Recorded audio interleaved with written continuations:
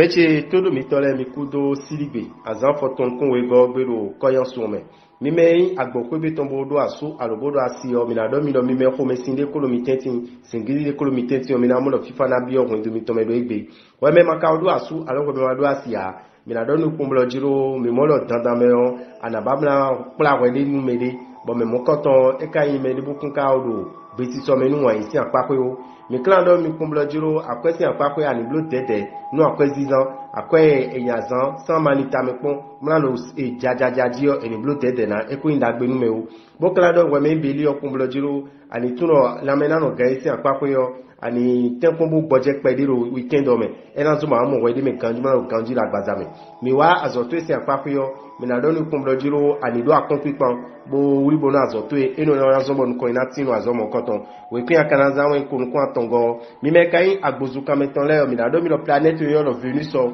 planète mon koton eja don wan yin wa supa sikole tentin kondopo me de gbesise ena supon mi bo kana do nu wa me toru bo ma do asu alu ma do asia bla do lo tada gbe na tinwe do egbesi azan gbe bo me ana mo be na asunu a me ana mo be na asinu yo andi bla do mo koton cho weekend lo na fo me kana do lo planète yo Saturne ero de roje ni blo de no akwezi zan meton akwe ina zamali tamekon eni desin wa lo meton leme mi kana do wa me toru lo po do jiro we bo do je mi na no ganji khame be na lo ganju la gbaza mi na do jogun ne kan azosi apako yo me na do no lini debu de ado adiro do azo to esi apako yo we ni tempo mo chite dewu bo ka wuli bonu we de yo nu ko ina tin azo mo koton we kin akana za we kin kan de nu ko ezengo mi me kai we do bule yo mi na do mi kum do jiro minitulo planète yoro Moscow Venus po ero di do ero jiro asupa ti potenti ana blo dede do anababa na digbe bo ko we do e medio nasi bo me makado asu aro me mado asia me na do ero jiro ana pe me kege do weekend lo me bo kana tukum lo jiro akwesi apako yo ya do na blo an tukum lo jiro emi ya ho ndebo emi do na pology akwe ka do emisi yo epe nu onu tuoyin nu concept no bo na hikoto raji mama akoko na abajono me we me kan je mo lo ko mi na do ni lo jiro ani tun ko mo lo jiro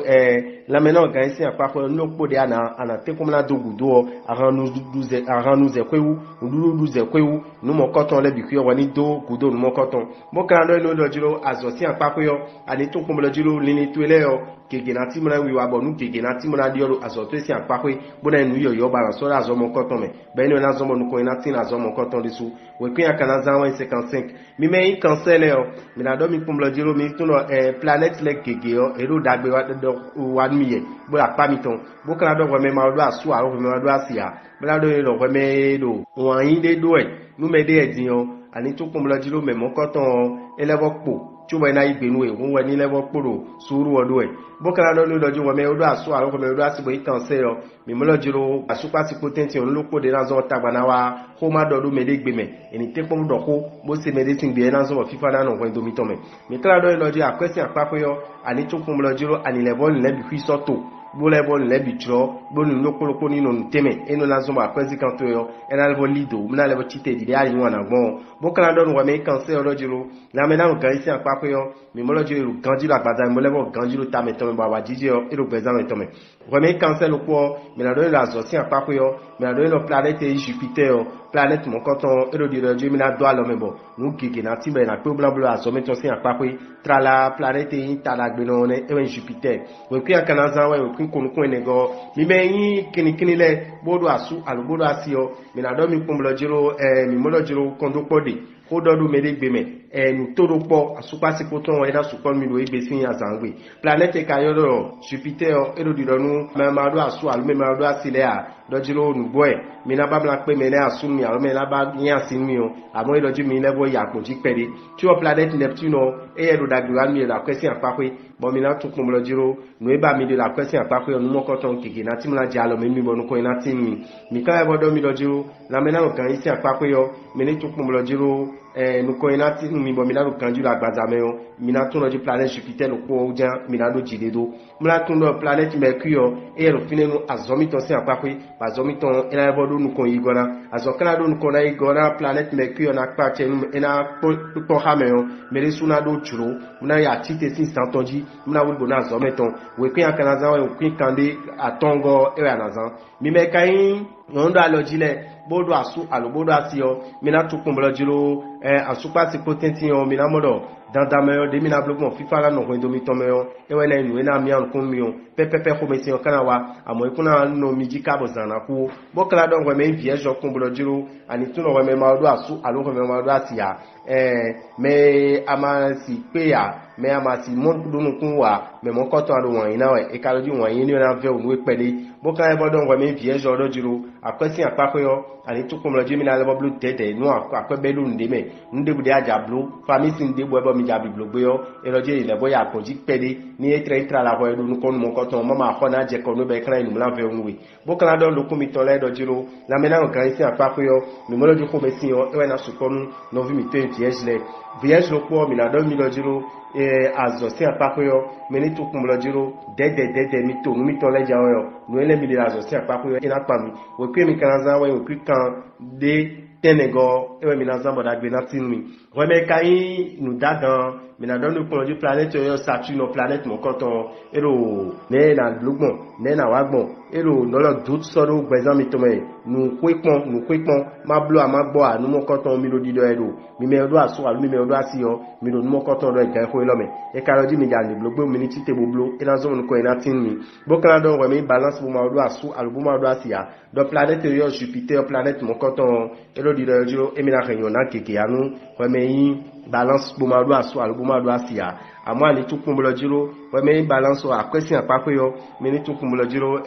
nu dagbe si ali ja hun mi no na dagbe si ali ja hun mi no mi ma dun ku ton si ali yo e ja hun mi lo weekend lo me bo mi wuli bon mi de jawe o nu dagbe mo koton enate alomen mi tantan jawe me kala bo don we me balance o po lo jiro na me na o gan si apako yo me mo lo jiro ya nu to me na gbazin ma blu me ja jayo lohun nu mo koton ena do tagba nu no vi mi to balance le ro sun lo me balance lo po le aso si apako yo me ni tukun bolo jiro ndebude mi ja desin azomi to si apako na so to tito dewodwa apa ni ko yo elojiro dagbeje na yin amo we criminal zamota la gbe na tin mi yo e 80 mi me kai ho click le yo mi na do mi do planète yo lo fini so planète mo koton ero di do na super sipole elojiro won yin ton ina lebo jije yin ta bo ho do do me de gbe menu kiko awa jije na suponu e me odo asule we me maka do asu alo me ma do asia pepepe anamo me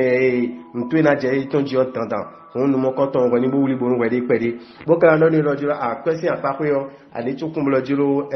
no ina blo bo akwe beton ina lebo vewu bibe alwa akwe ina le ya gwa wu no ilo nu kun ide yo eloje ma iteni o me o bo ka tukun lojiro e wuli bo me de je mo limiter dépense meton le yo e lo pa me dandan jawe lo po mi te kan scorpion le yo me na do mi kun lojiro la me na kan isi apako yo me ku mo ve de bu mi o me mo lo mi na kan jiro agbaza me amon dudu ze ko iwo e mi na blo dede na pepepe mi no yin wa na dian amo egbe ton na gbon pede bo kan do nu we kun lojiro we me scorpion azo si apako yo ali tukun lojiro when ma do dandan lo ewo teme lo yin jina no ten lo me yin jina du kan lo yin jina blo le yo e when ma do mo ko ton dandan me o e na we anayi e ma kana we when ma force o we kyan kan zan we 69 mi me kayin gada to le sagitele ne mi na do mi kun lojiro dagbede jawe no asupa sipo le bo lili gege na wa didio gege na wa asupa sipo tenti mo kondo pona tin mi we me ma ka odo asu alo we ma do asia mi na do mi kun lojiro ani tuno kan ko lo me jo planète yo lo fini so planète mo koton erodi don me lojiro enado awajije mi na do kiko me kabo egbesi ansan na fifoto we me ka lo salite yin we o mi na do la question apapo yo ani tukun lojiro adona wuli bonu wede mo na boy queen ndebude erodi do yo ti na akwebe de me o eni wuli bu de me ni ba jono me pede mo kala do nu kun lojiro ni na me na kan isi apapo yo nu chiko enado ta wa pede nu e na no chiko nu ba la level mo wede eno chiko nu ba mo wede nu mo koton na blo kabo egbesi ansan ena ikukuto mo kala do we me salite lo po lojiro ni mi wa azoto isi apapo yo ana blo dede lo azosi apapo mo na tukun lojiro nu ele mi de bo de mi na blo nu ele mi de lo mi na to nu e mena re nu bi ku gle la so mi ton me o e won ko mesinsion on ko mesinsion ni lo dede na do de o tun mo dion e na ba mena do ko mesin ko me nu be la re ni to gegegble me kan Capricorn me na lo planète yo ma so planète mo koton e ro di lo jiro ndebude mi jablo bo tun lo jiro e na do nu ko inu mi o mi ni blo fa pondo asupa si potentin bo wuli bon mi de yo e na so mo dagbe na tin mi bo o ve debude lo sistor gbeza mi to me yo o ve ni okuna do wa lo debudo mi ji o we me kan Capricorn bo ma do asu alu bo ma do asia me na do nu kun lo jiro ani tuno Aromonda edo jiro gbe memi de okunyo mi amobesi igbeji amolo jiro ewo emi mo asubo dalo emi mo asubo da enale nyon mi wo bokana do nu gbe Capricorn do jiro akwesi apakwe yo ani tukun lo jiro alo ganji do akwesi apakwe bonu ya kana tukun wo edo akwe dizan utu o ewe ante komana do gudo lo telo leme ena zuma mo we de me ganji lo ko mi ton le mi kana do mi do na me na kan isi apakwe yo mi na lewo tukun lo jiro nous na do tagba mi o interfere me na do tawa pede mi bo mi kan tun la zo si apapọ̀ yo mi na tun pon mo jiru nu mi le nu mi jablo nu o négociation le mi jablo nu mo koton ro jiru na be o pede tu o négociation ni na pa mi àmọ́ mi do gan jawo mi na do deji we kwi mi na jawo we kwi we go we me yin 50 mi na do we volu di lo kun mo jiru mi na wa da gbe nu asupa sipo lebo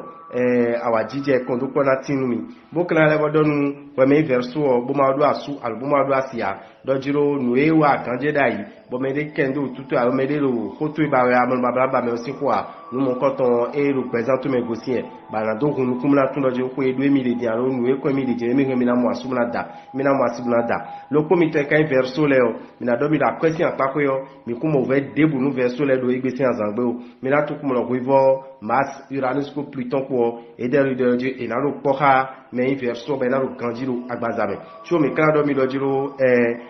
verso na tun aso si apako yo ni to kun lo jiro tadagbe ke ya bajune tadagbe ka bajune o do aso tun si apako yo e do nu ko ni ene un lo ko de na blo aso na inu ko wan ko me sisi en adepo mo na to kun lo jiro emi wuli bona aso mi to ya nu ko ina tina we me kan verso o ajazan we kwinde yo azan we kwin 18 e we anazan mi me poisson le o mi na do mi kun lo jiro kan ko ilo me jo mi na tun no we me poisson dagbe gigi na tinu asupa sipo le bokon do ko na tinu me de gwe sisi o ena vu mi me de mi mo ena vu mi we me maka do asu a we me ma do asia mi na do nu kun lo jiro ara pe me de amo e do je mo ni ma do je dandan me lo je e we kun jiro mi ara iblo no lo nu bi o e lo do nu pon mo lo pon we tu mo na jo no ado e we kun yo o me mo koton ai tu no me mo koton e ja re dajo agbezan to me lo ko mi to e kai poisson le o akwesi apako de so mi na do mi na kwet debu de mi na lo well mi no hu ran do mi na tun o play de na wa bajono mi but mo koton nu e ko confine mi o e na je ki kan bi mi ji mo mi la je le kan loji o nkun ka so vivio lo ko mi to e poisson le o mi kan do mi lo jiro azosin apako yo mi ni lo suru boka tun lo suru o edo jawe o du de jino me ton tantan jawe ado suru o jawe o amulojo nu gege na diobo dagbe na tinu mi me bifi nous mon canton mais na donne nous poisson au puis en azan et 85 et ouais indien azan voilà benatin mais ma bon le temps FIFA ni kondo lokolo comité l'a dit et la tienne. Pour ne pas rater les prochains numéros, abonnez-vous à notre chaîne. N'oubliez pas d'activer la cloche de notification. À bientôt.